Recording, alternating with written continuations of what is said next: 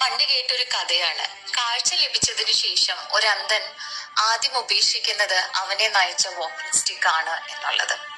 അതൊരു ശക്തമായിട്ടുള്ള ഒരു ഓർമ്മപ്പെടുത്തലാണ്. പലപ്പോഴും നമ്മൾ വളരുമ്പോ അല്ലെങ്കിൽ മുന്നോട്ട് പോകുമ്പോ നമ്മുടെയൊക്കെ ജീവിതത്തിന്റെ വഴിയിൽ നമ്മളെ സഹായിച്ച ആളുകളെയോ വസ്തുക്കളെയോ നിമിഷങ്ങളെയോ ഒക്കെ നമ്മൾ മറക്കാറുണ്ട്. ശരിയാണ്, ജീവിതത്തിൽ മുന്നോട്ട് പോവേണ്ട ഒന്നാണ്.